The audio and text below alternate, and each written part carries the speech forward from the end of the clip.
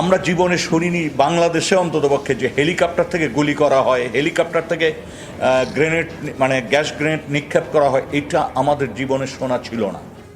আমরা মায়ানমারের সামরিক জান্তা যখন রোহিঙ্গাদের তাদের দেশ থেকে বিতাড়িত করেছে তখন হেলিকপ্টার গানশিপ ব্যবহার করেছে, এই ধরনের আক্রমণের কথা আমরা শুনেছি। কিন্তু আমাদের দেশে গণ আন্দোলন, মানুষের বিপক্ষে আইনশৃঙ্খলা রক্ষাকারী বাহিনীকে যুদ্ধাস্ত্র দিয়ে সজ্জিত করে সাধারণ মানুষের মুখোমুখি করার ঘটনা সম্ভবত স্বাধীন দেশে এটি প্রথম সম্মিলিতভাবে। আমরা এর আগে দেখেছি অনেক ধরনের নির্যাতন, নিপীড়ন, কিন্তু এইভাবে সমন্বিতভাবে সমস্ত আইন শৃঙ্খলা রক্ষাকারী বাহিনীকে যুদ্ধাস্ত্রে সজ্জিত করে জনগণের বিপক্ষে মুখোমুখি দাঁড়া করানো, জনগণকে হত্যা কাজে ব্যবহার করতে আমরা দেখিনি। এই বছর যে ঘটনাটি ঘটেছে, আমাদের সবাইকে একটু অনুসন্ধান করতে হবে, একটু সময় নিয়ে, যে কী ধরনের অস্ত্রগুলো ব্যবহার করা হয়েছে, যে কোথার থেকে এই অস্ত্রগুলি আসলো, এই জিনিসগুলি কিন্তু স্পষ্ট হওয়া দরকার। এবং এইটি স্পষ্ট হতে সরকারকে গুরুত্ব দিতে হবে, কারণ বেসরকারি আমাদের যে অবস্থা, সেখানে আমরা এত সায়েন্টিফিকলি প্রমাণ করা আমাদের পক্ষে অনেক কষ্ট। যে আমরা আশা করি, এই সরকারের প্রতি আমাদের আস্থা আছে যে তারা এই বিষয়টি পুঙ্খানুপুঙ্খ তদন্ত করে অনুসন্ধান করে জনগণকে জানাবেন, মানে এটি খুবই গুরুত্বপূর্ণ। মাত্র 5-7 দিনের মধ্যে 1000 বা ততোধিক মানুষকে হত্যা করা, এটি কল্পনার বাইরে কিন্তু। এবং যে গণহত্যার যে আলামতগুলো আমরা লক্ষ্য করেছি, মানবতার বিরুদ্ধে যে অপরাধ আমরা এই ঘটনাগুলোর ভিতর দেখেছি, তার জন্য একটা বিচার হওয়া দরকার।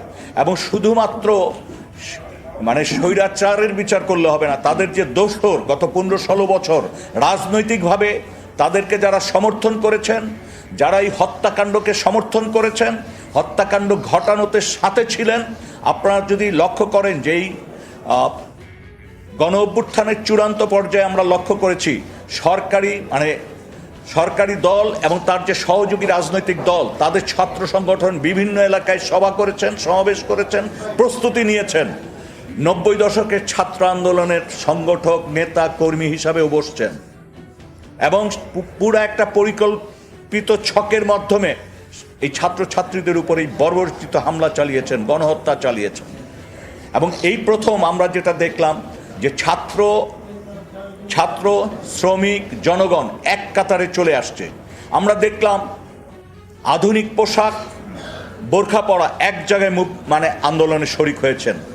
আমরা দেখলাম টুপি, দাড়ি এবং আমার মতো মানুষ একসাথে মিছিলে কাতারে শরিক হয়েছেন, শহীদ হয়েছেন।